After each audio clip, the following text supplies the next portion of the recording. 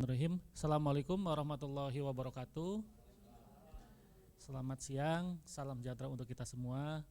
Perkenalkan Bapak Ibu, nama saya Asep Rohimat. Saya dari USA. Orang Sunda asli kalau kalau ada yang ngerti. dari dari namanya kan Asep, orang Sunda gitu apa. Baik Bapak Ibu sekalian, saya dari mendampingi Ibu Kepala Pusat Pengembangan Pelatihan Teknis dan Kepemimpinan, Ibu Mutia Farida dari Kementerian Hukum. Izin kita nanti sekitar 30 sampai 1 jam ke depan ya, kita akan berdiskusi terkait dengan literasi keagamaan lintas budaya. Nanti dari Ibu Kapus, Kepala Pusat Pengembangan Pelatihan Teknis dan Kepemimpinan, Badan Pengembangan Sumber Daya Manusia Hukum, Ibu Mutia Farida akan menyampaikan beberapa hal terkait dengan pengalaman kami gitu ya di Kementerian Hukum dan HAM dalam rangka bagaimana sih membangun literasi keagamaan lintas budaya terutama di ASN ya, kalangan ASN di lingkungan Kementerian Hukum. Baik.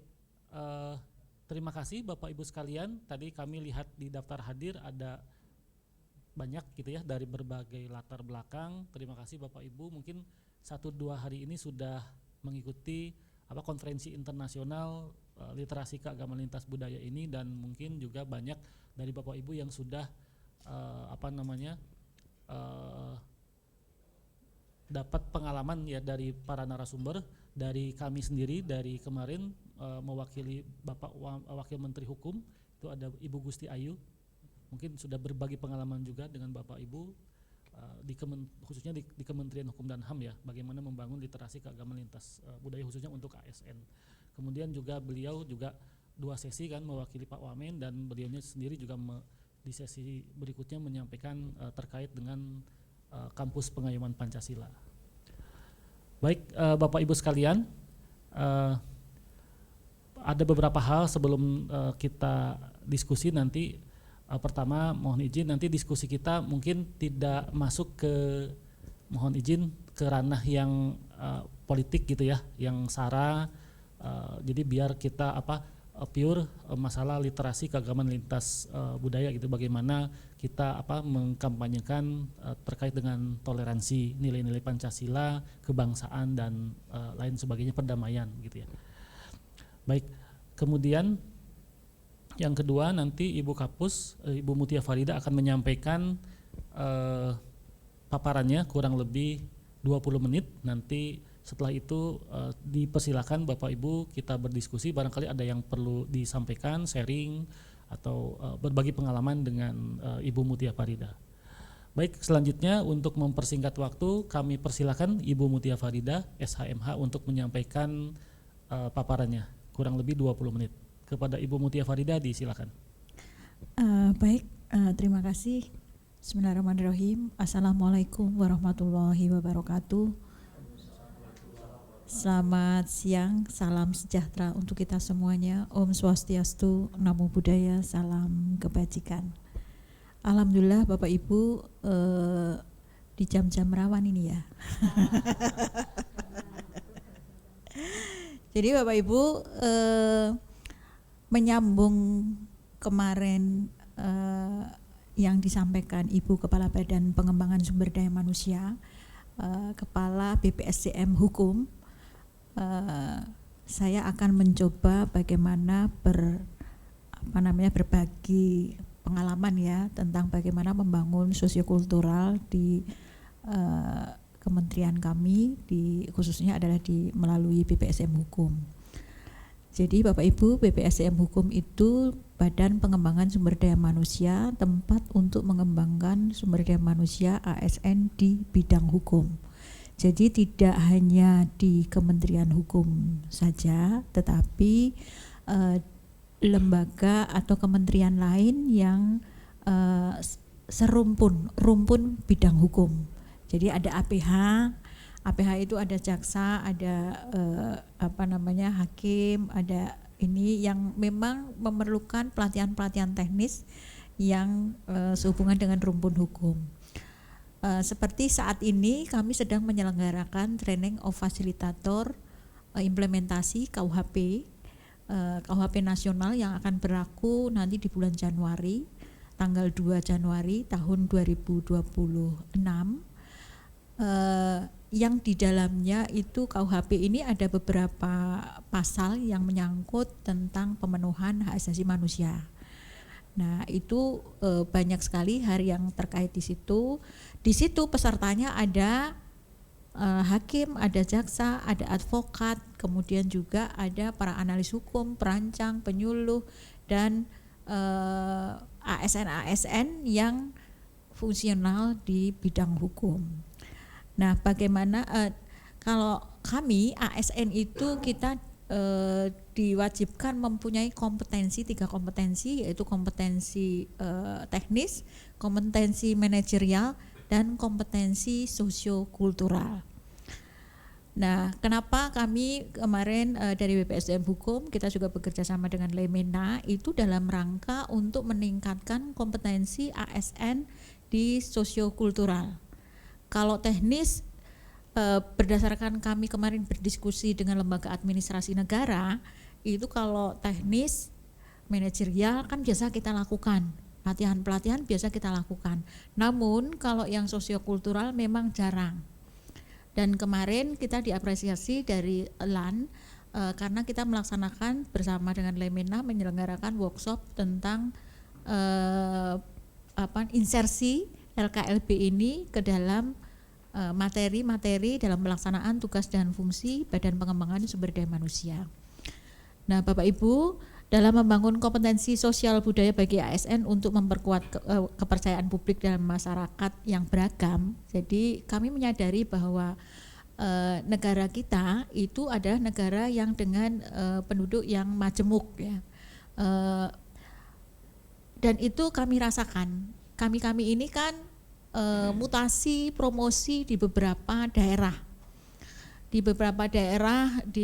baik dari Sumatera, dari Sabang sampai Merauke, dari Miangas sampai ke Pulau Rote. Jadi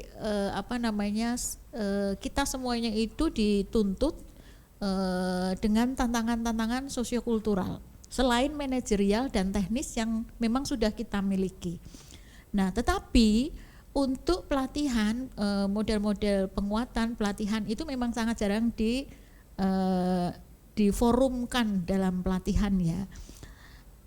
Yang ada adalah kita memang sosiokultural kita itu tumbuh dengan sendirinya ketika kita ada di dalam situasi dengan kondisi yang memang mengharuskan kita untuk bisa ngeblend dengan kultur di mana kita bertugas. Nah, Bapak Ibu, inilah pentingnya kita itu para ASN.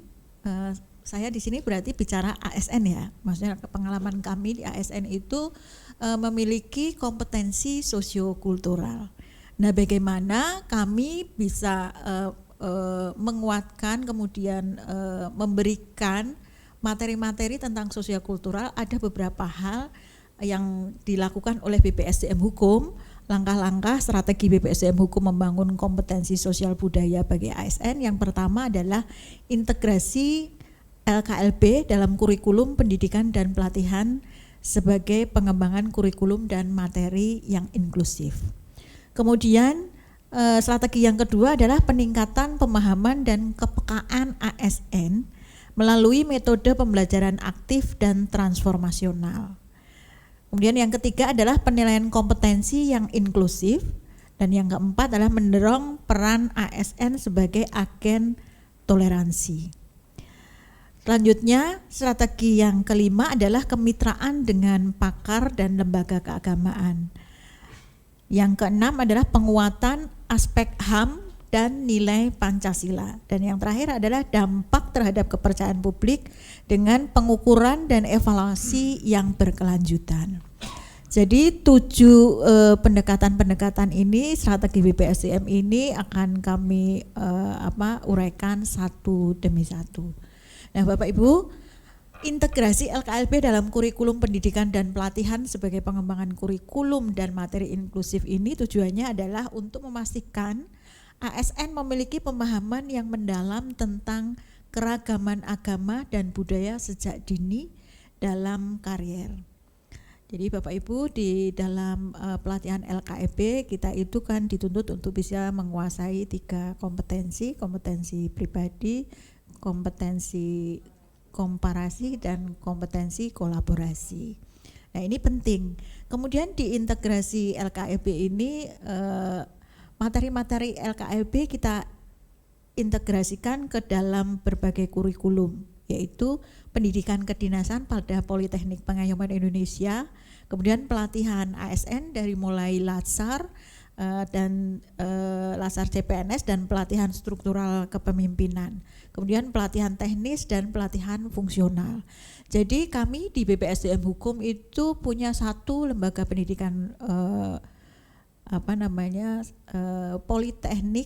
Politeknik Pengayoman Indonesia yang saat ini ada 2 jurusan, yaitu jurusan imigrasi dan jurusan pemasyarakatan. Nah, ini para taruna ini materi kurikulumnya kita masukkan di dalamnya adalah materi LKLB. Kemudian juga ada buku saku tentang LKLB yang memang harus dipahami oleh para taruna, karena taruna ini harus kita insersi masukan tentang LKLB ini karena mereka turun nanti ketika berdinas, mereka akan menghadapi kultur atau budaya yang majemuk dengan perbedaan agama yang berbagai macam suku, agama, dan lain sebagainya. Karena mereka satu turun di imigrasi, satu turun ke pemasyarakatan, yaitu lapas, rutan, kemudian menjadi pembimbing kemasyarakatan di balai pemasyarakatan dan lain-lainnya. Kemudian pelatihan kepemimpinan. Kemudian juga di pelatihan teknis. Ada berbagai macam pelatihan teknis dan pelatihan fungsional. Pelatihan fungsional itu adalah pelatihan teknis untuk penjenjangan untuk para fungsional yang dalam pembinaan Kementerian Hukum. Ada 8 jabatan fungsional di jajaran Kementerian Hukum, antara lain adalah perancang peraturan perundang-undangan, analis hukum, penyuluh hukum, kemudian juga analis KI, kurator, dan 3 yang lainnya adalah beberapa hal yang berkaitan dengan bidang hukum.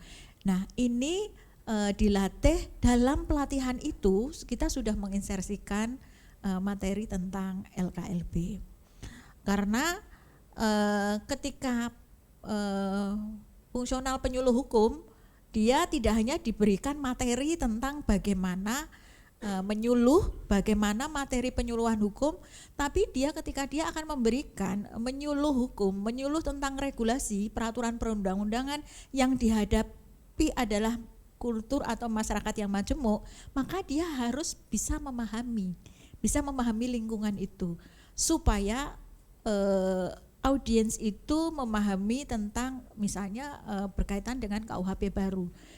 Dia harus bisa memahami lingkungan yang akan disuluhkan.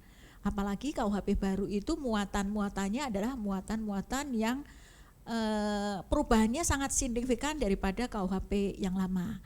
Nah, ini adalah salah satu strategi Kementerian Hukum melalui BPSDM Hukum dalam menginsersi LKLB ini untuk dipahami para penyuluh hukum, para analis hukum, perancang, dan lain-lain sebagainya. Kemudian demikian juga dengan pelatihan teknis. Pelatihan teknis itu adalah setelah kita punya kemampuan manajerial, kemampuan sosiokultural, kita juga harus wajib mempunyai kompetensi teknis. Kompetensi teknis itu misalnya perancang, analis hukum, kita harus mempunyai pengalaman kemampuan teknis di administrasi perkantoran, kemudian teknologi. Nah, itu adalah kemampuan teknis tambahan, kemampuan selain kemampuan substansi yang lainnya. Kemudian strateginya dalam menginsersi integrasi LKLB ini adalah memastikan kompetensi sosiokultural diintegrasikan sebagai DNA dalam setiap program pelatihan, bukan hanya sebagai mata pelajaran yang terpisah. Jadi kita integrasikan. Jadi kemarin kita juga sudah menyusun, mengadakan workshop dengan output adalah menyusun RBPP, RBPMP, kemudian kurikulum, dan yang paling ini adalah karena di tempat kami ada assessment center. Assessment center itu yang mengassessment seluruh ASN.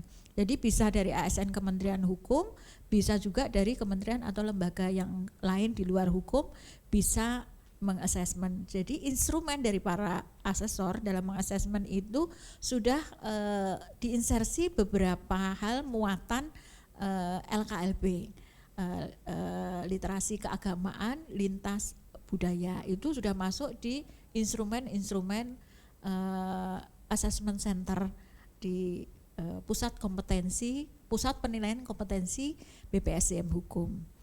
Jadi hasilnya adalah ini adalah hasil dari insersi pada pelatihan-pelatihan ini, apakah setiap orang atau setiap ASN itu dalam jabatannya apakah dia sudah meningkat kompetensinya di sosiokulturalnya, kompetensi sosiokulturalnya.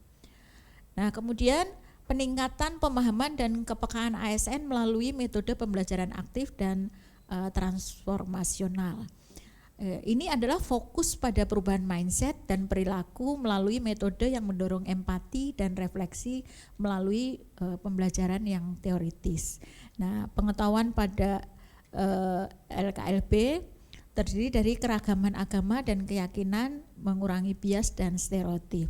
Jadi kami sudah menyelenggarakan 2 kali pelatihan literasi keagamaan lintas budaya, itu sudah dengan 2 angkatan, masing-masing angkatan kurang lebih 200. Yang pertama 198 orang, yang kedua 198 orang itu yang angkatan pertama itu di lingkungan BPSDM Hukum.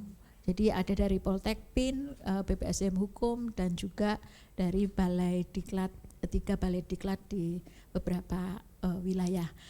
Kemudian di angkatan kedua itu seluruh jajaran seluruh Indonesia. Jadi selain pimpinan tinggi yaitu kepala divisi, para kepala divisi pelayanan hukum, kepala divisi pelayanan hukum dan kepala divisi pembinaan dan pembangunan hukum, Kadif P3H, juga beserta fungsional-fungsional di bawah para kepala divisi. Ada perancang peraturan perundang-undangan, analis hukum, kemudian penyuluh hukum, analis kebijakan, analis kekayaan intelektual, dan para pelaksana. Jumlahnya sekitar 200.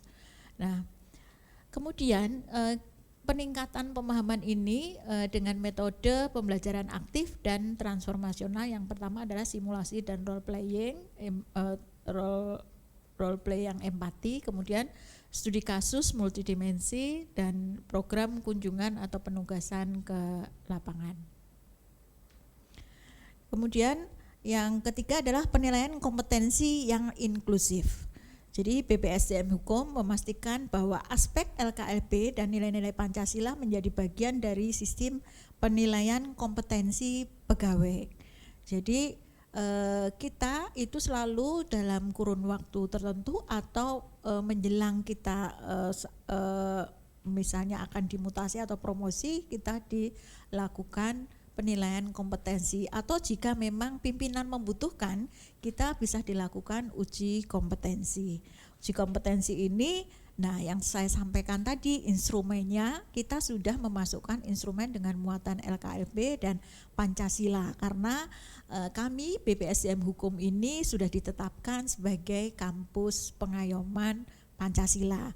Maksudnya kampus pengayoman Pancasila ini adalah kampus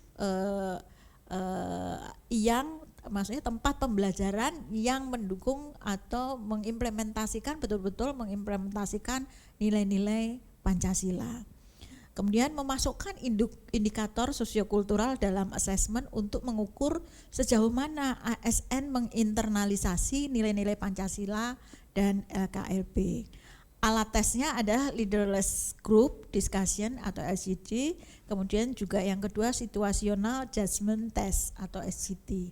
Jadi ini semua adalah bagian dari capaian kita melaksanakan workshop bekerjasama dengan Lemena.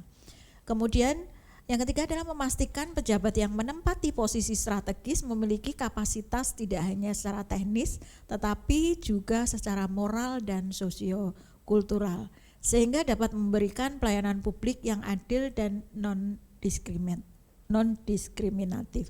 Karena BPSDM Hukum ini dalam rangka menguatkan kompetensi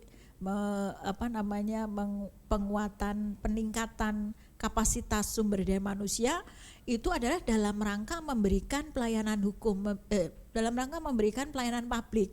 Jadi produk-produk hukum itu supaya sampai ke masyarakat butuh layanan dari kami, para pelaksana, para pimpinan itu harus memahami tentang LKLB atau sosiokultural, yang LKLB itu termasuk di dalamnya juga tentang Pancasila, karena bagaimana kita bisa menghargai para pemohon, kemudian yang berkonsultasi itu bagaimana para pelaksana itu bisa melakukan sehingga dalam pelayanan publik itu tidak diskriminatif. Kemudian yang keempat adalah mendorong peran ASN sebagai agen toleransi. Tujuannya adalah agar ASN tidak hanya memahami keragaman tetapi juga secara aktif mempromosikan toleransi dan kerukunan. Sebagai contoh adalah ASN didorong untuk menjadi contoh atau role model dalam menjaga persatuan dan kesatuan di tengah masyarakat yang majemuk, karena salah satu fungsi ASN adalah perekat bangsa. Selain pelaksana kebijakan, kita juga berfungsi sebagai perekat bangsa sehingga tidak lagi maksudnya seorang ASN itu bisa memecah belah bangsa kita, sehingga inilah fungsi perekat bangsa ini menjadi hal yang paling penting dalam setiap penilaian kompetensi seorang ASN. Jadi selain kompetensi teknis juga dinilai bagaimana kompetensi atau pemahaman yang bersangkutan itu dalam selain integritas juga sebagai perekat bangsa. Kemudian juga dalam pelayanan inklusif memastikan bahwa setiap pelayanan publik yang diberikan oleh Kementerian Hukum bersifat adil, tidak diskriminatif, dan responsif terhadap kebutuhan unik masyarakat dari berbagai latar belakang. Jadi Bapak Ibu, apalagi di Jakarta kami itu di unit-unit layanan tentu menghadapi para pemohon layanan di bidang hukum itu dengan sangat bervariasi ya, maksudnya berbagai macam kultur ada di Jakarta. Sebaliknya kalau di wilayah, di daerah itu kita yang orang pusat, orang ini menghadapi kultur budaya yang berbeda di beberapa wilayah. Oleh karena itu bagaimana kita bisa menguasai kondisi sosiokultural ini sehingga layanan publik yang dilakukan oleh Kementerian Hukum di beberapa wilayah baik di pusat maupun di wilayah itu bisa tertangani dengan baik. Kemudian untuk kemitraan dengan pakar dan lembaga keagamaan. Jadi BPSDM Hukum telah bekerja sama dengan lembaga-lembaga yang ahli di bidang kerukunan umat beragama dan dialog antar budaya, yaitu dengan Institut Lemena dan organisasi masyarakat sipil.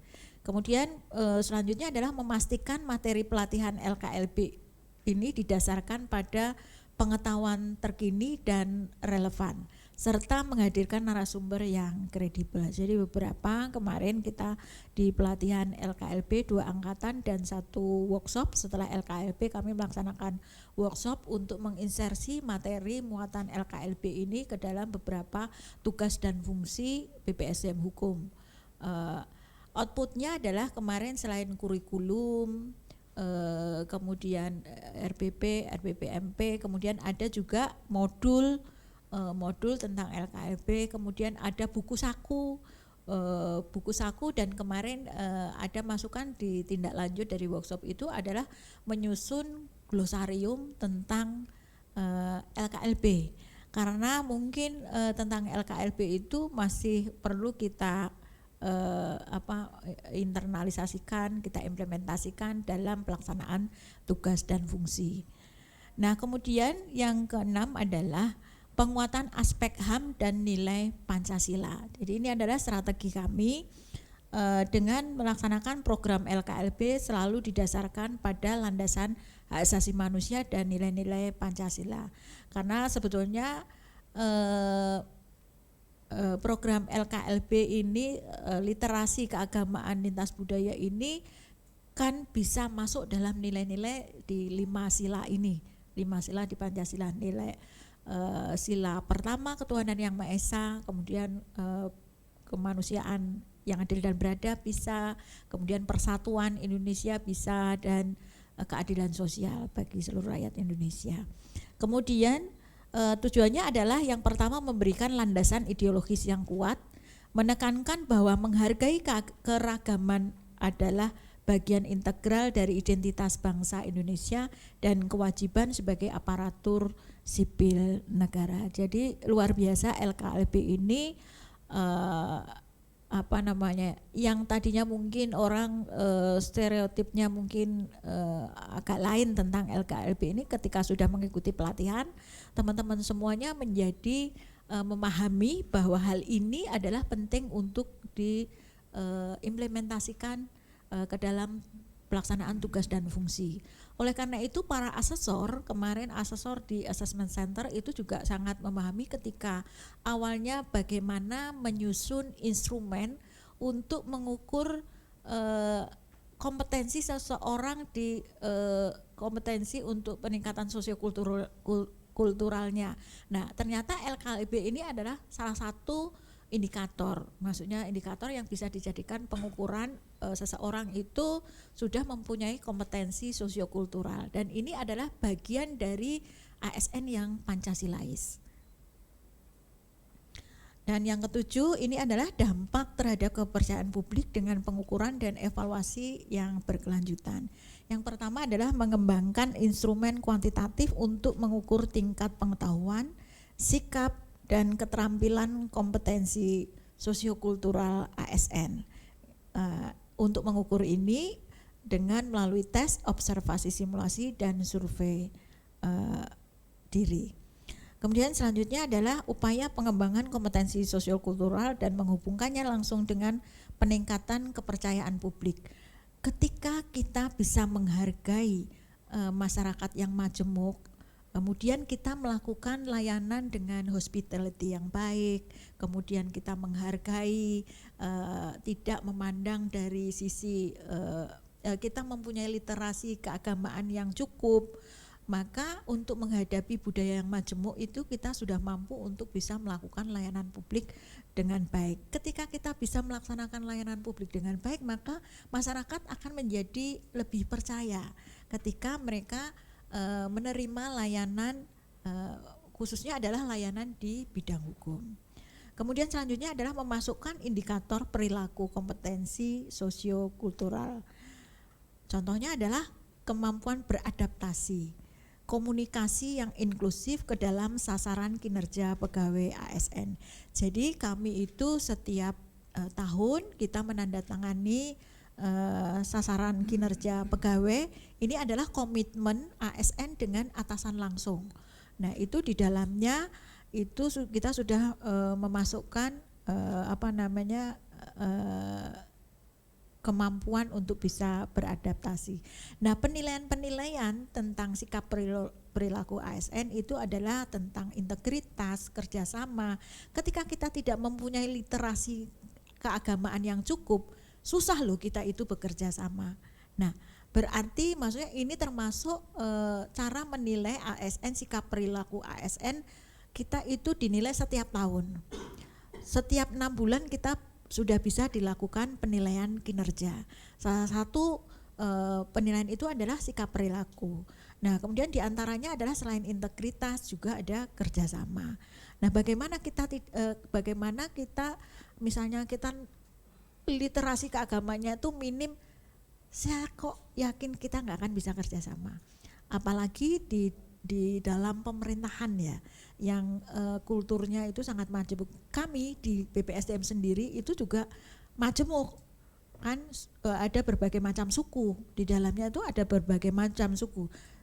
Ini Sunda, ya kan? Sunda kan? USA, orang Sunda, apa? Orang Sunda asli. Nah, ini Sunda, ini Jawa, ini nanti ada Batak. Nah, kita kan tidak boleh kan, kita NKRI.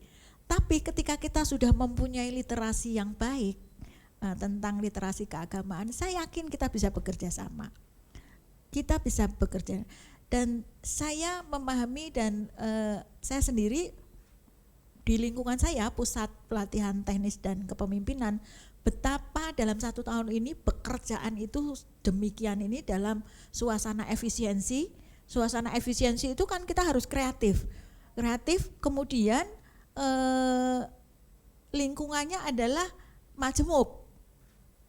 Tapi kami bisa solid melakukan itu semuanya tanpa ada hal yang merintangi. Artinya mereka sudah dengan budaya kerja yang baik, kemudian budaya kerja yang baik antara lain adalah kerjasama dalam suasana lingkungan yang majemuk, tentu dengan keberagaman agama juga. Kalau kita tidak dibekali dengan literasi keagamaan yang matang, tentu akan terjadi konflik dalam penyelesaian tugas dan fungsi.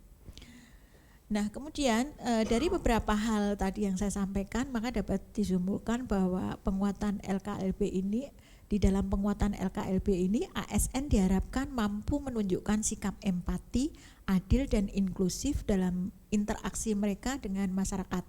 Maksudnya kami kalau di lingkungan BPSDM itu kan kita dapurnya yang melatih ASN. ASN yang kita latih itu bagaimana mereka nanti melayani publik. Ya, melayani publik. Jadi mereka harus mempunyai kemampuan layanan yang baik dan kemudian dibekali dengan sikap yang baik, sikap empati. Kemudian pelayanan yang adil dan humanis akan meningkatkan kepuasan dan kepercayaan publik terhadap instansi pemerintah, khususnya adalah di sektor hukum. Jadi layanan publik ini juga tidak hanya layanan langsung, tapi kami mempunyai media-media sosial yang tentu konten-konten yang dibuat itu juga harus mampu dalam maksudnya memahami tentang muatan-muatan literasi keagamaan yang cukup sehingga tidak menyinggung perasaan, kemudian dengan budaya yang majemuk, tentu apalagi media sosial itu akan dilihat oleh seluruh Indonesia. Kemudian dalam setiap peringatan Hari Agama kita selalu membuat ucapan-ucapan, selalu membuat ucapan agama apapun itu. Nah, kemudian jadi tidak hanya pelayanan publik atau pelayanan langsung kepada masyarakat, tetapi layanan-layanan kami dalam memberikan informasi melalui media sosial itu juga harus selalu ada kepekaan di sana.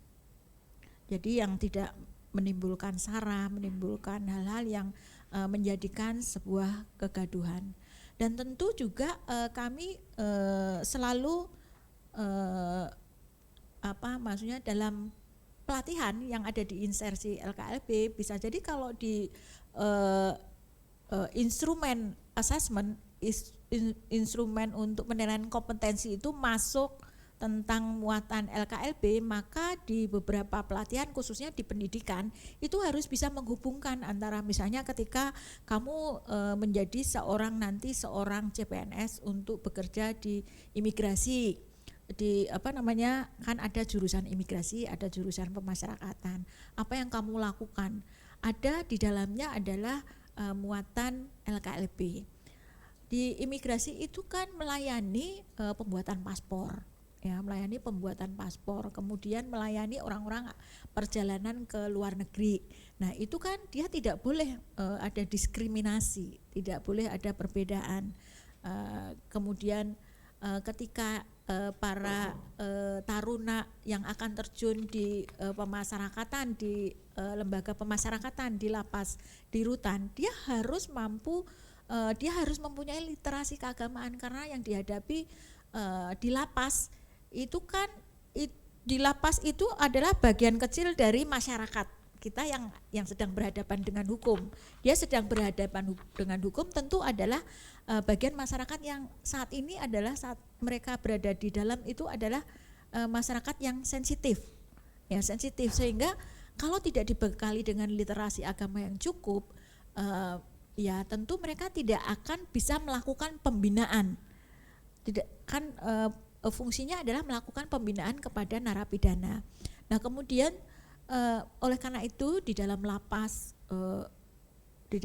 khususnya ya yang ada pembinaan itu ada tempat-tempat simbol keagamaan, ada gereja, ada masjid, kemudian juga ada tempat ibadah untuk Konghucu dan tempat ibadah yang lain.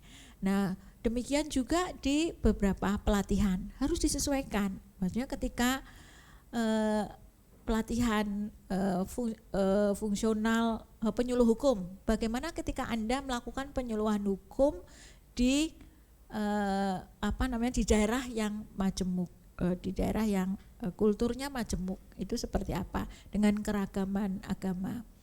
Kemudian adalah strategi BPSDM Hukum dalam membangun kompetensi sosial kultural bagi ASN. Yang pertama adalah penguatan literasi keagamaan lintas budaya dengan pendekatan holistik dan terstruktur, menciptakan ASN yang toleran, inklusif dan mampu menjadi perekat bangsa sehingga memperkuat kepercayaan publik. Demikian yang kami sampaikan Bapak Ibu, mudah-mudahan ini menjadi hal kita berbagi pengalaman dalam proses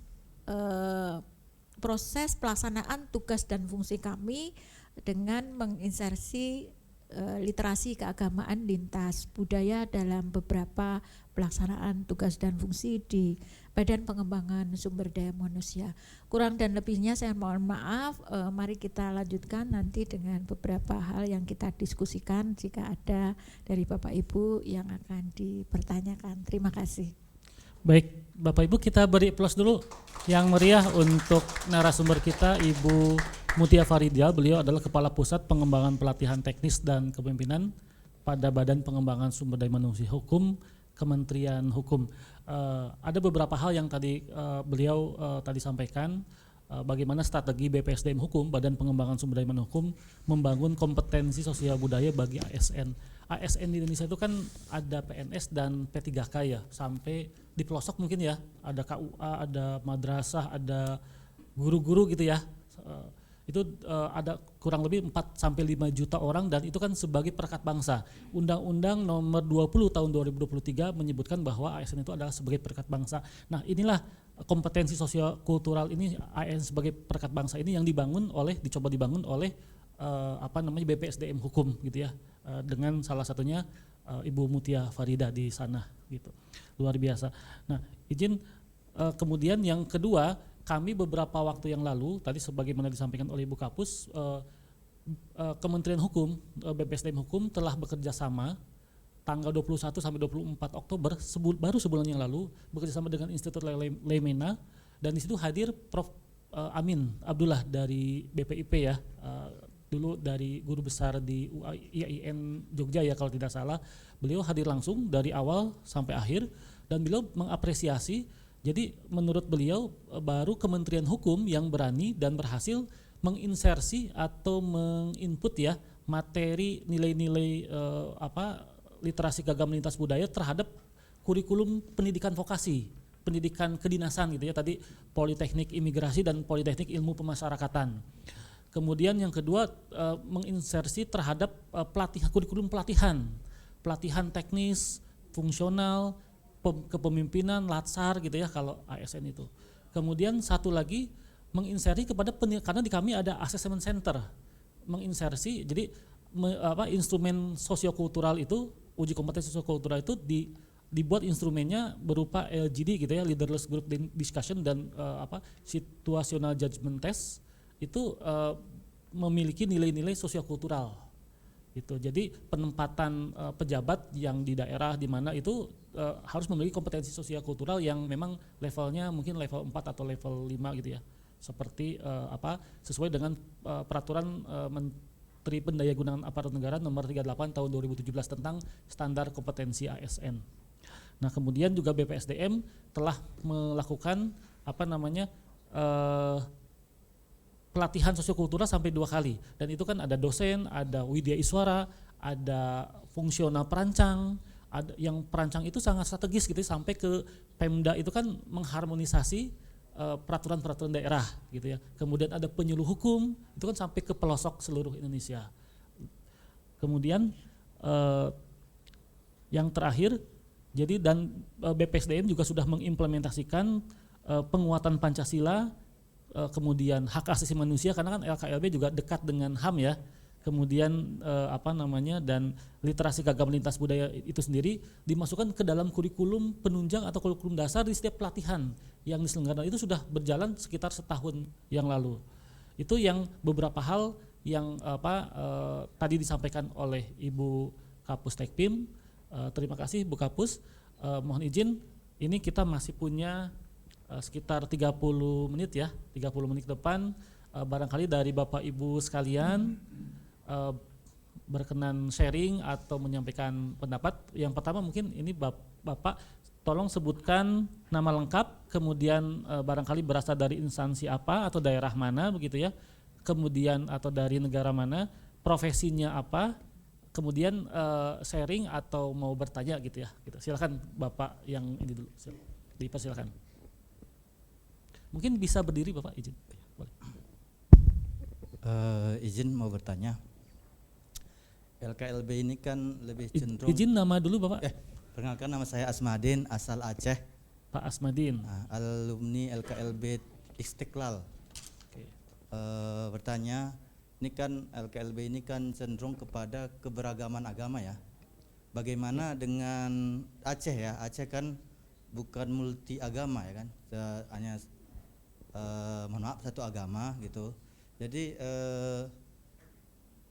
bagaimana penerapannya di pemerintahan Aceh itu sendiri seperti itu? Karena mengingat walaupun ada agama tapi tidak sebanyak daerah-daerah lain gitu. Yang kedua, mengapa Kementerian Agama, Menteri Pendidik lebih getol ya? Kementerian Pendidikan lebih getol dan menjadi mitra Institut Leimena sendiri untuk pengembangan LKLB ini. Sementara kan di tubuh Kementerian Agama sendiri memang banyak menteri agamanya seperti itu, banyak agama yang dinaungi gitu. Itu saja dari saya. Oke, baik, terima kasih. Dari Pak Almadin ya, Aceh. Asmadin, baik. Ibu berkenan ditampung dulu atau ditampung dulu? Oke, baik. Tadi Ibu yang di belakang kami persilakan. Selamat siang, nama saya Jenti dari Majelis Budayana Indonesia. Ibu Mutia, tadi Ibu ada bilang bahwa ASN bersikap empati, adil dan inklusi. Terus bahwa lembaga Ibu itu adalah dapurnya yang melatih untuk mereka melayani publik. Pertanyaan saya, yang fokus dilatih itu ASN baru atau untuk semua lini? Ibu juga ada bilang bahwa kemampuan layanan yang baik itu adalah adil dan harmonis. Terus saya pikir salah satu aspek yang penting itu untuk melayani itu perlu ketulusan hati ya, bahwa ketika kita menerima tips atau membebankan biaya administrasi yang sebenarnya di negara tidak ada, tapi dikasih tahu, oh ya sekedarnya aja, seikhlasnya aja gitu. Itu kalau dikaitkan sama human dignity ya yang kita bahas, itu sebenarnya ketika kita menerima uang tuh berhubungan sama martabat kita juga gitu. Itu apakah untuk ASN yang sudah 20 tahun, 30 tahun itu ada pelatihan-pelatihan seperti itu gitu. Karena di lapangan itu masih terjadi Ibu. Dan salah satu lembaga yang ada beberapa lembaga yang kita tuh merasa respect sama kepalanya karena anak buahnya tuh sama sekali melayaninya benar-benar setulus hati ya, Ibu. Itu saya bisa kredit adalah petugas pajak ya, yang ada di front line, di helpdesk, yang ada di kantor-kantor pajak itu luar biasa, Ibu. Itu yang bagus, tapi yang lain saya nggak sebut deh. Terima kasih. Baik, terima kasih Ibu Jenny. Satu lagi ya, Bapak. Silakan. Ya, terima kasih Pak Moderator. Sebutkan nama dari Nama saya Komang dari organisasi Guru Agama Hindu. Tadi sebenarnya saya sempat ngobrol-ngobrol juga karena ini kita berbicara LKIB, di fokusnya di ASN, di Kementerian Hukum. Ibu sudah melakukan dengan baik itu menginisiasi. Mungkinkah apa yang sudah Ibu lakukan ini diinisiasikan kepada kementerian-kementerian yang lain, karena LKIB ini perlu juga dilakukan di kementerian lain untuk seperti tadi Bu sebelah bilang bahwa pelayanan dari pemerintah itu kan tidak membeda-bedakan apa agamanya, apa sukunya, apa budayanya, tetapi mereka harus menerima semuanya. Saya rasa kalau di seluruh kementerian bisa menginisiasi LKIB ini, tugas guru di lapangan itu agak lebih mudah gitu, Ibu. Terima kasih. Baik, terima kasih Pak Komang dari organisasi Guru Agama Hindu. Mungkin 3 dulu ya Bu, mungkin bisa, silakan Ibu Mutia.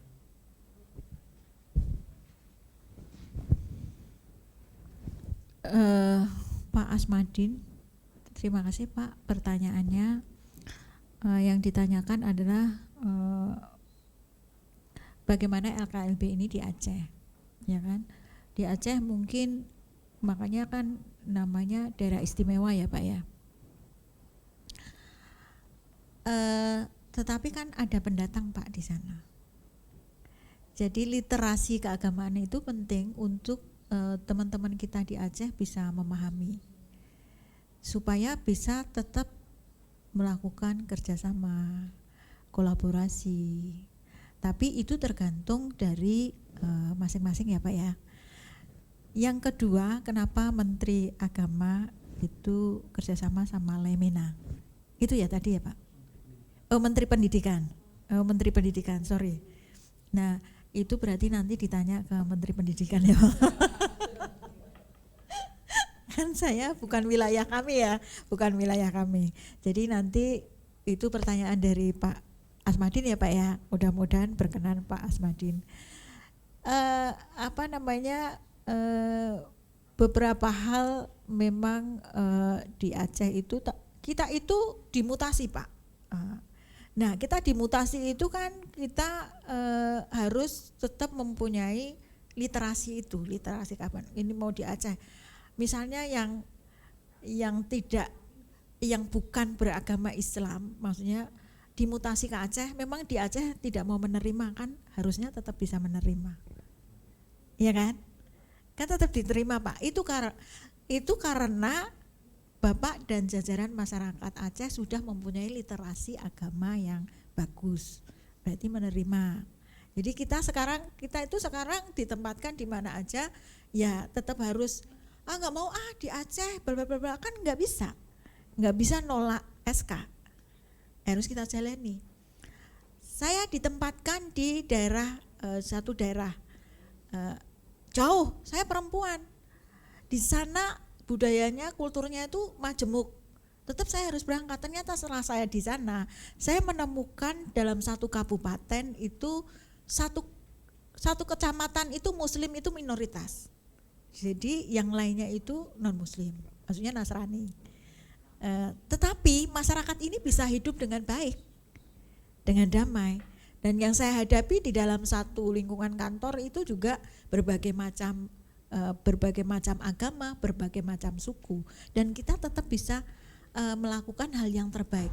Apalagi ketika gempa hadir Pak, maksudnya gempa datang Itu kita tidak bisa lagi kamu agamamu apa, kamu nerima ini, enggak bisa. Kita harus tetap bekerja sama bagaimana supaya semuanya bisa selamat. Semuanya menyelamatkan bareng-bareng ke ujung puncak sana. Itu kita tidak lihat agama lagi. Ketika kita lihat agama saat subuh, semua membolehkan yang muslim sholat dulu yuk.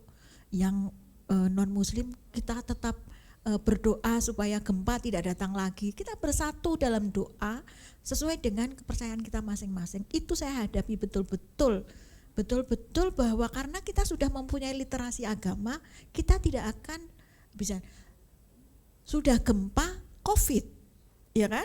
COVID kita harus menjauhi orang, gempa kita harus memeluk orang, harus supaya kita ramai, kita bersama-sama kita menuju sana. Kita tidak lihat lagi apakah itu COVID, agamamu apa, ini apa, kamu suku apa, enggak. Yang penting adalah keselamatan. Semua pintu-pintu rumah digedor keluar semua, karena gempa akan ada susulan lagi. Itu saya hadapi betapa kalau kita mempunyai literasi keagamaan yang cukup, maka kita akan ini kan termasuk kalau muslim itu kan hablun minanas ya. Jadi bagaimana kita berhubungan dengan antar manusia. Kita berhubungan antar manusia itu juga kita dalam rangka menjalankan perintah yang di atas. Kan gitu. Itu salah satunya yang pengalaman saya ya Pak ya. Pengalaman saya bagaimana ketika literasi agama kita baik di dalam lingkungan budaya yang majemuk itu kita adalah NKRI. Kita adalah, makanya ASN adalah pemersatu bangsa. Itu satu. Pak ini. Kemudian Bu Jentis ya Bu ya. Bahwa ASN bersikap empati ya. Kami ini kan saya sampaikan tadi, kami itu yang mengolah, melatih orang-orang untuk berintegritas, berempati, peka dan lain sebagainya. Selain pelaksanaan pelatihan teknis pelatihan teknis penguasaan layanan, hospitality-nya, kemudian substansi bagaimana pelayanan permohonan kekayaan intelektual misalnya harus A, B, C. Tapi kita harus tetap baik. Nah, Bu Yenti, kan namanya kita ini saat ini adalah reformasi birokrasi.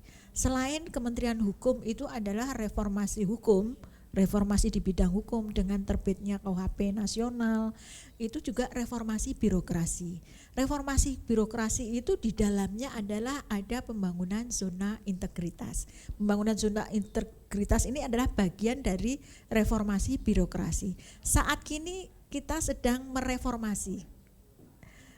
Termasuk di dalamnya adalah layanan. Unit kerja pemerintah yang mendapatkan predikat wilayah bebas dari korupsi ini adalah sudah melakukan proses pembangunan zona integritas. Jadi dianggap mereka sudah melaksanakan seluruh pembangunan zona integritas sehingga oleh Kementerian PAN itu diberikan predikat wilayah bebas dari korupsi. Wilayah bebas dari korupsi itu seperti apa? Khususnya adalah penekanan pada penguatan komponen pada pelayanan publik. Komponen pada pelayanan publik itu ya sudah tidak menerima apa-apa. Maksudnya sudah tidak menerima apa-apa itu hanya menerima sesuai dengan biaya yang sudah ditetapkan oleh regulasi PNBP, ya kan? Misalnya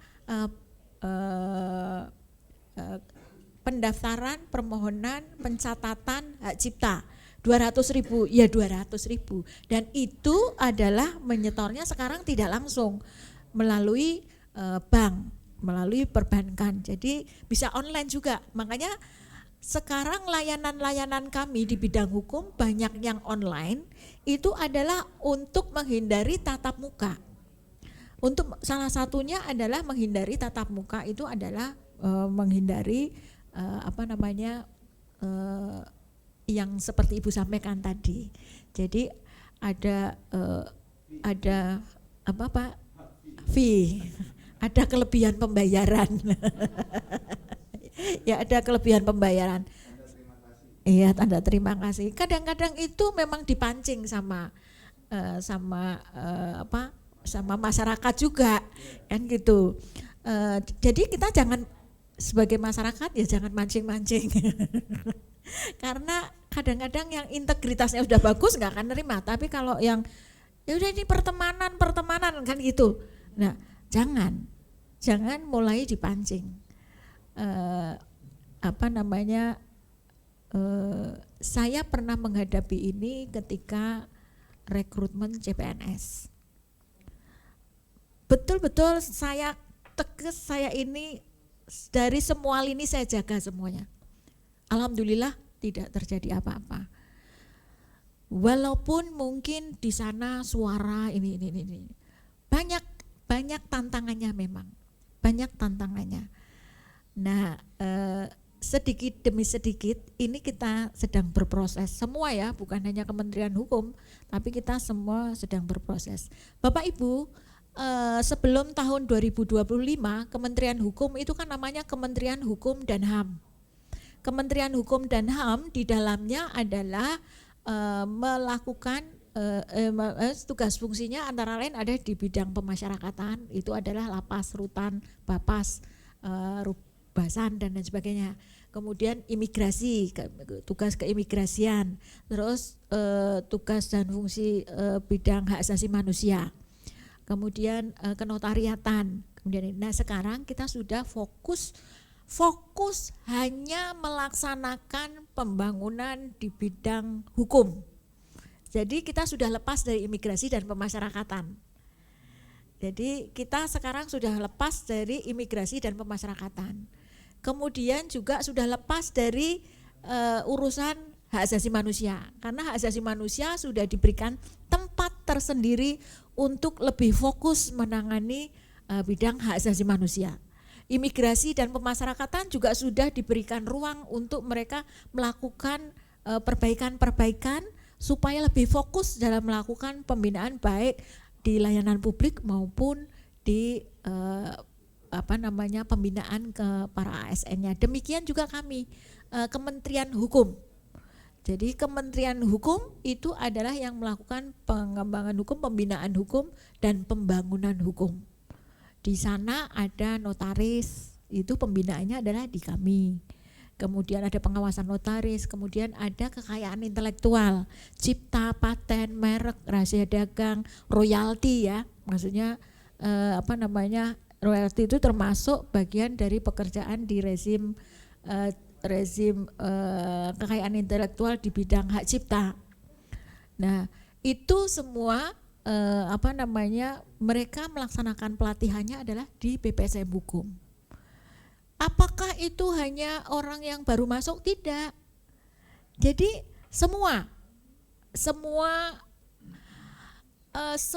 ASN itu mempunyai hak mendapatkan peningkatan kompetensi. Dan sekarang mereka kita sudah wajib dalam 1 tahun itu wajib memiliki mengikuti 20 jam pelajaran. 20 jam pelajaran itu dalam arti maksudnya di ASN ini di Undang-Undang ASN ya, Undang-Undang Nomor 20 tahun 2023. Nah, itu wajib memiliki 20 jam pelajaran, maksudnya adalah untuk meningkatkan kompetensi. Kompetensi itu kita sudah diukur, diuji kompetensi itu misalnya saya ikut uji kompetensi, kesenjangan saya itu di mana antara kebutuhan dan kompetensi yang saya punya. Saya sekarang sebagai Kapus Tekpim, saya mempunyai kompetensi apa, sementara yang dibutuhkan sebagai Kapus Tekpim itu saya harus mempunyai kompetensi apa. Nah, ketika saya membutuhkan rekomendasinya adalah Mutia kurang nih di kompetensi ini, maka saya harus meningkatkan kompetensi saya. Saya boleh milih pelatihan. Maksudnya boleh milih pelatihan atau saya bertanya ke BPSM Hukum ada pelatihan apa ya tahun ini ya, bisa. Dan melalui LMS juga bisa, melalui pembelajaran mandiri MOOC juga bisa. Nah, sekarang kita terbuka dengan corporate university. Jadi bisa melalui mentoring bisa, coaching bisa. Nah, jadi tidak terbatas hanya tidak terbatas pada ASN yang baru, tetapi seluruh ASN sampai usia mereka Kalau yang sudah menjelang pensiun ya ngapain ikut pelatihan lagi kan? Jadi sampai kira-kira 2 tahun menjelang pensiun mereka itu maksimal bisa mengikuti pelatihan. Jadi setiap ASN itu punya hak mendapatkan peningkatan kompetensi. Atasan, pimpinan itu punya kewajiban untuk meningkatkan kompetensi ASN-nya di dalam jajarannya. Jadi punya kewajiban. Jadi ketika melakukan penilaian perilaku, penilaian kinerja, loh kamu kinerjanya kok menurun, kamu harus ikut ini. Oh kamu tidak ada, maksudnya tidak bisa kerjasama, kamu harus mengikuti pelatihan ini. Kamu akan diproyeksikan menjadi pimpinan. Pimpinan di level apa? Pimpinan di level pengawas, berarti kamu harus mengikuti proses pelatihan pengawas, PKP, kepemimpinan pengawas. Demikian juga untuk administrator, demikian untuk pimpinan tinggi. Itu ada level-level jenjangnya untuk mengikuti pelatihan. Jadi itu. Kemudian kenapa harus ada biaya lebih? Tadi ya, biaya lebih. Jadi sebetulnya Bu, itu kalau saya pernah melakukan di layanan, itu selalu diinfokan tentang standar biaya masukan ya, SBM, standar biaya masukan, PNBP untuk bukan standar biaya masukan, penerimaan negara bukan pajak, PNBP. Jadi PNBP kalau standar biaya masukan itu untuk operasional kita ya, untuk operasional kita dalam melaksanakan tugas. Tapi kalau PNBP itu adalah penerimaan negara bukan pajak. Jadi ini nanti penerimaan negara bukan pajak ini adalah dibayarkan untuk layanan-layanan tertentu. Kalau pajak kan urusannya adalah dengan Direktorat Jenderal Pajak Kementerian Keuangan. Tapi kalau PNBP ini tergantung dari layanan yang diterima. Misalnya kekayaan intelektual. Misalnya Bapak Ibu membutuhkan juga layanan aposti. Ya, aposti itu legalisir ya. Legalisir dokumen-dokumen yang akan digunakan untuk belajar ke luar negeri misalnya, supaya maksudnya legalitas bisa dijadikan untuk sebagai persyaratan untuk mengikuti pendidikan di luar negeri. Nah, aposti itu biayanya berapa? Untuk satu dokumen berapa? Itu sudah ada. Dan itu saya kasih contoh ini aposti ya Bapak Ibu, melalui pendaftaran online dulu, kemudian membayar biaya online, baru kemudian Bapak Ibu mau cetak di mana? Misalnya mau cetak di Kanwil daerah khusus Jakarta, di daerah Cawang, berarti ibu sudah setor, sudah ini, tinggal Mas saya mau nyetak aposti, mana dokumennya? Dokumennya nanti akan diperiksa, kemudian dicocokkan dengan dokumen yang sudah Bapak Ibu upload, kemudian diberikan tanda legalitas. Udah selesai, dalam waktu tidak ada 1 jam. Itu contoh yang pernah saya lakukan ya, yang pernah kami lakukan, karena sebelum saya sampai di BPSDM Hukum, saya ada di beberapa kantor wilayah, ada di 4 kantor wilayah Jawa Tengah, Sulawesi, kemudian di Yogyakarta, dan di daerah khusus Jakarta. Itu dengan berbagai macam kultur budaya yang berbeda-beda. Dan kami bisa melakukan layanan ini dengan baik, dengan tentu kami selalu melakukan maksudnya peningkatan kompetensi, baik kita lakukan sendiri maupun bekerja sama dengan stakeholder. Jadi kalau misalnya orang-orang itu kan selalu menganggap kalau di pemerintahan dalam layanan itu kaku gitu kan, tidak seperti di perbankan ya, tidak seperti di perbankan yang segala macam dalam bentuk hospitality-nya itu seperti ini. Nah kita kerjasama dengan perbankan. Apa sih sehingga bank orang itu bisa ada BNI, ada BRI, ada bisa masuk BRI. Nah karena apa? Kadang-kadang karena layanannya dimulai dari satpam. Kalau kami dulu punya jargon melayani dengan hati, itu kan yang Ibu maksud ya, empati, hati itu. Jadi kemudian nah itu Bu, jadi ada standarnya PNBP. Jadi PNBP-nya kalau misalnya untuk permohonan hak cipta itu 200, aposti berapa? 200 misalnya. Per dokumen apa 50.000 atau apa. Fidusia dan lain sebagainya. Notariat, daftar notariat itu daftar notaris berapa? Itu ya Bu ya, cukup ya. Nah, kemudian Pak Komang dari komunitas guru agama Hindu ya, dari guru agama Hindu ASN untuk LKLB. Iya Pak, jadi kami memang BPSDM Hukum itu baru bekerja sama juga mulai di tahun 2025. Jadi setelah kami mengikuti beberapa pelatihan, beberapa hal yang ini, loh ini sudah sesuai dengan kami kampus pengayoman Pancasila. Jadi di dalamnya LKLB ini adalah bagian dari kampus pengayoman Pancasila yang menerapkan sila-sila dalam nilai-nilai Pancasila dalam pelaksanaan tugas dan fungsi. Selanjutnya saat ini dengan kabinet Prabowo Gibran itu kan ada 8 astacita misinya. Visinya adalah mewujudkan Indonesia maju untuk Indonesia Emas tahun 2045 dengan misi ada 8 astacita. Ini adalah astacita yang pertama. Astacita yang pertama adalah memperkokoh ideologi Pancasila. Nah, LKEB ini adalah bagian dari nilai-nilai Pancasila. Nah, kita menerapkan mengimplementasikan nilai-nilai Pancasila ini adalah dalam rangka penguatan ideologi Pancasila. Karena sekarang itu kan tidak ada lagi pelajaran P4 ya Pak. Pelajaran P4 ini apa nilai-nilai ini. Nah, makanya ini sangat, kalau ini diterapkan di beberapa kementerian ya ini akan menjadi lebih baik. Nah, mungkin kalau di Kementerian Agama ada moderasi moderasi beragama ya. Pelatihan moderasi beragama.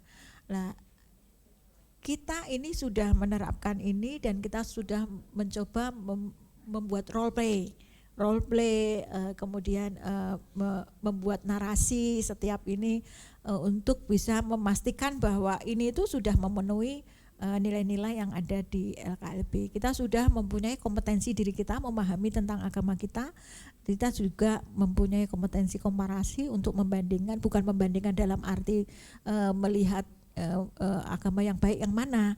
Semua agama kan baik, tapi ketika kita bisa memahami orang lain itu kita bisa menghargai paling tidak waktu sholat, kemudian waktu berdoa untuk Bapak Ibu yang agama Hindu kan juga ada beberapa hari-hari ya kan.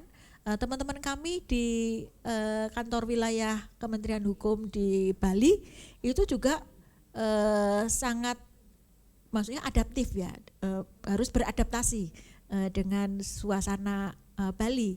Makanya ada beberapa hari kuningan, kemudian nyepi itu juga ya mereka, kita kan kalau nyepi libur semua, tapi kan di sana betul-betul memang tidak menyalahkan apapun.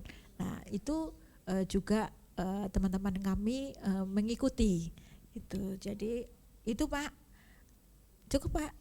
Ya silakan. Ya. Boleh. Yang mana dulu? Izin.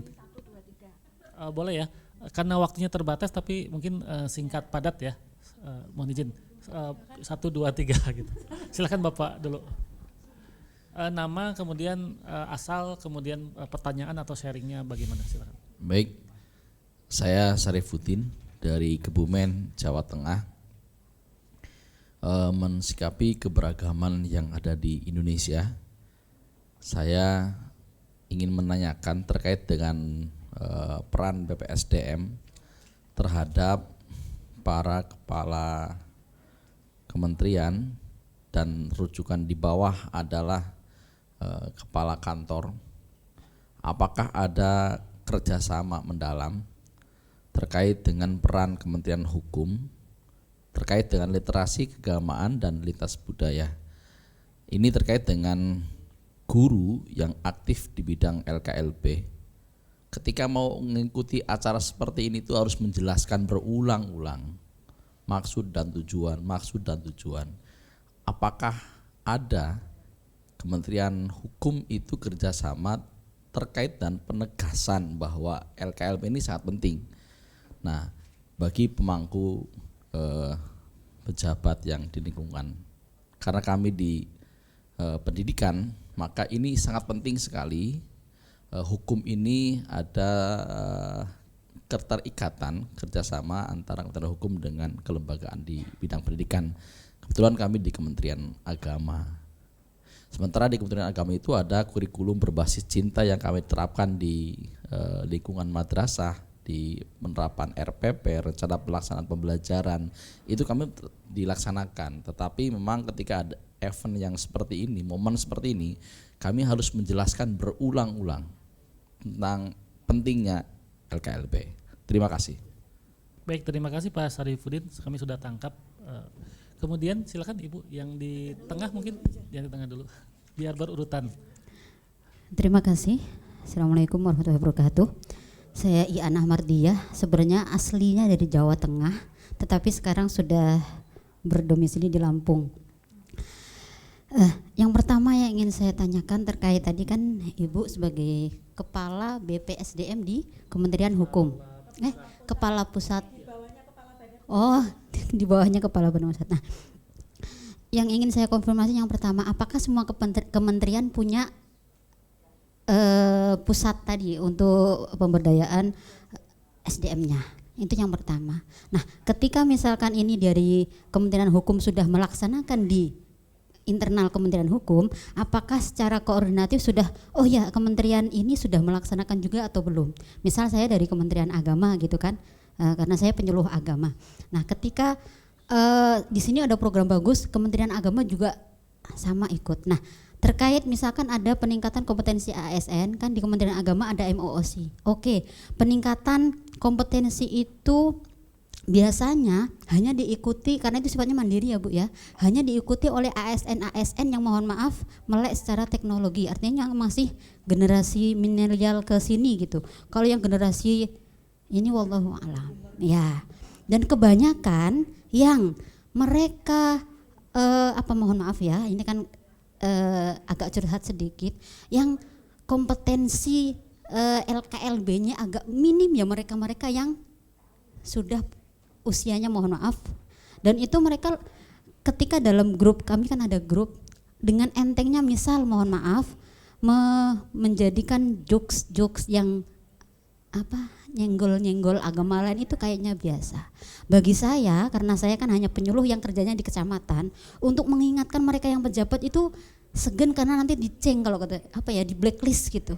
Ya, jadi bisa jadi mohon maaf kayak kegiatan seperti ini, kalau misalkan saya tidak aktif secara sendiri, ikutan LKLB dari Zoom yang sering kita ikuti secara online, kayaknya nggak bakal nyampe ke saya gitu. Misalkan ini yang ditunjuk adalah wakil dari Kementerian Agama Kabupaten dalam tanda kutip hanya by nyebut wilayah, kayaknya enggak gitu, karena sudah by name makanya ya berangkat gitu. Itu yang pertama.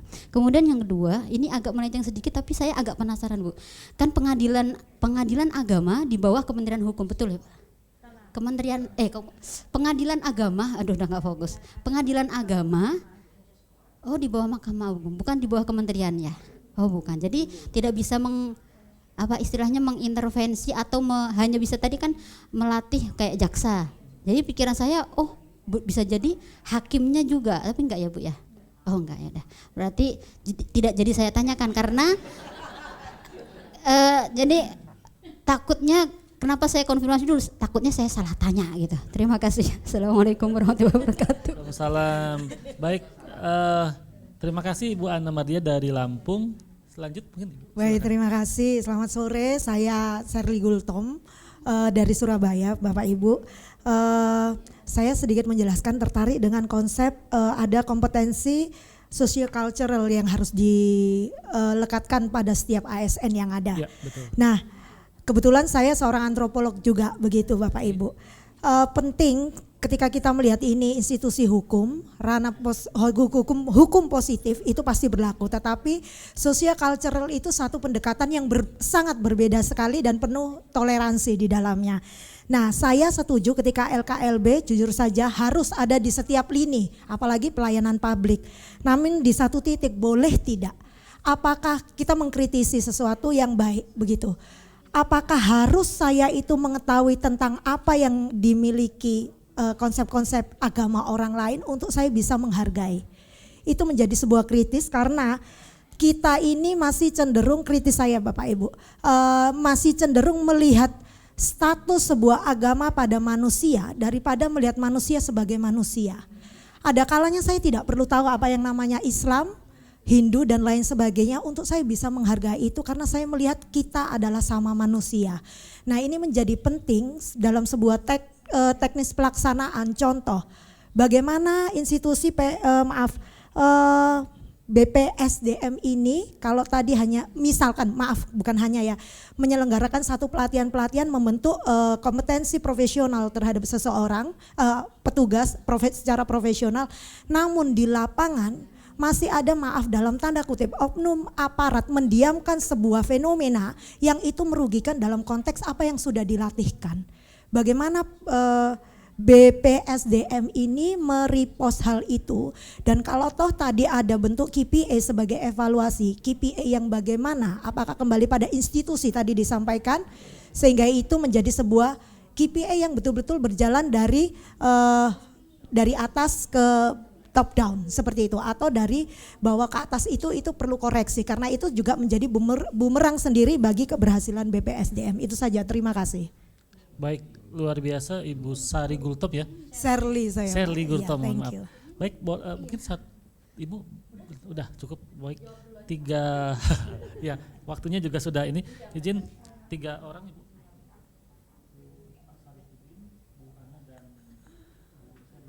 Ya, Pak Sarifudin dari Kebumen ya Pak. Susah ya Pak menjelaskan kepemimpinan ya Pak ya. Untungnya kami tuh pimpinannya sudah langsung set gitu ya. Jadi ini juga pimpinan kami sedang melakukan pendekatan ke pimpinan-pimpinan yang lain. Jadi ke jajaran kami itu punya ada 8 unit kerja eselon 1. Pimpinan kami, Kepala BPSDM Hukum itu dalam rangka pelatihan LKLB ini tadinya kita juga sempat ini bisa enggak ya? Ternyata bisa Pak, kita lakukan. Maksudnya kita lakukan di semua di jajaran kemarin 200 orang itu 200 lebih ya, yang di luar BPSDM itu ada dari unit kerja eselon 1, ada dari kantor wilayah, dan kemarin itu ada beberapa yang menyampaikan testimoni ketika kami rapat membahas tentang hak asasi manusia. Itu ada peserta LKLB, alumni LKLB yang menyampaikan, saya tertarik maksudnya dengan LKLB. Mungkin yang masih dia pertanyakan adalah ini kan lintas literasi keagamaan lintas budaya. Sebetulnya ini literasi keagamanya apa lintas budaya? Nah, literasi keagamaan. Fokusnya adalah literasi keagamaan karena di dalamnya ada kompetensi pribadi, komparasi dan kolaborasi. Itu bagaimana ibu bisa berkolaborasi dengan agama yang berbeda. Kemudian baru dia menyadari. Karena apa? Karena ibu ada di dalam budaya yang majemuk, maka literasi agamanya harus ditingkatkan. Nah, ya itu memang maksudnya harus kita ada pendekatan atau hal-hal untuk mengkomunikasikannya dengan baik. Jadi mengkomunikasinya dengan baik, mudah-mudahan bisa semuanya bisa memahami itu, ya Pak ya. Kemudian untuk Bu Mardiati, Bu Mardiah, setiap keputusan hukum kan tentu.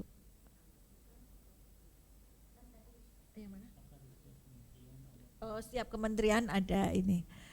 Ya, saya tidak tahu. Setahu saya kami di BPSDM Hukum sudah melaksanakan itu. Kalau di kementerian lain berarti nanti kita cek di Lemena. karena LKLB ini Lemina ya. Jadi nanti kita tanyakan ke Lemina apakah, tapi selama ini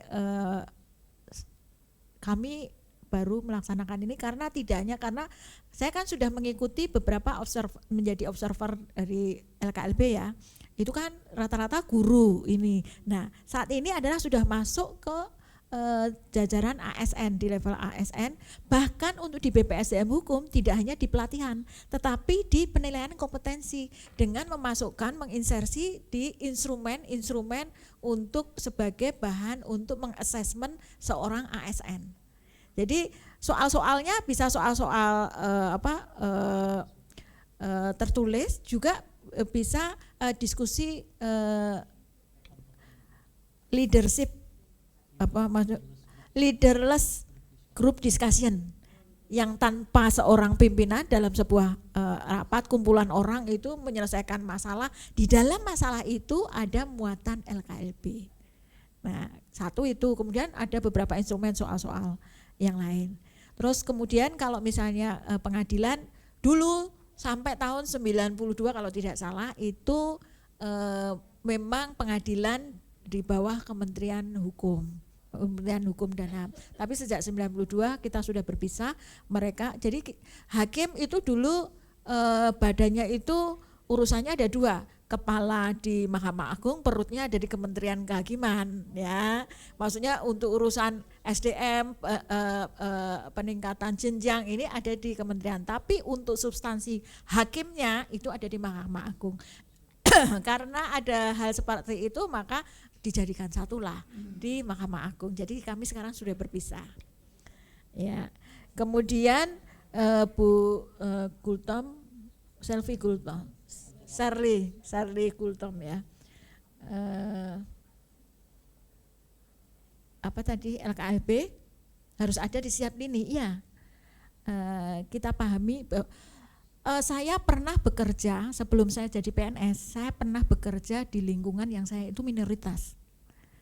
Saya minoritas, saya nggak ngerti, saya nggak perlu tahu agama di ini apa namanya.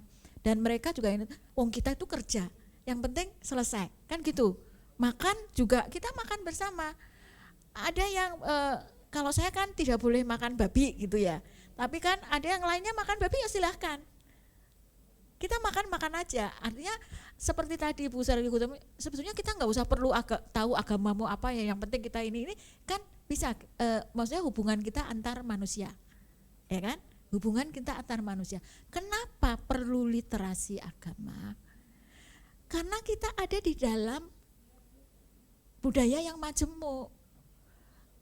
Kita kan tidak hanya di Jakarta saja, tidak hanya di Surabaya saja. Nggak bisa. Ada beberapa daerah yang memang mereka melihat itu. Tapi kalau kita tidak tahu literasi agama, kita tidak akan bisa menyatu. Kita menjalankan sebuah bisnis misalnya, emang ya bisnis kita hanya kelompok kita saja? Kan enggak.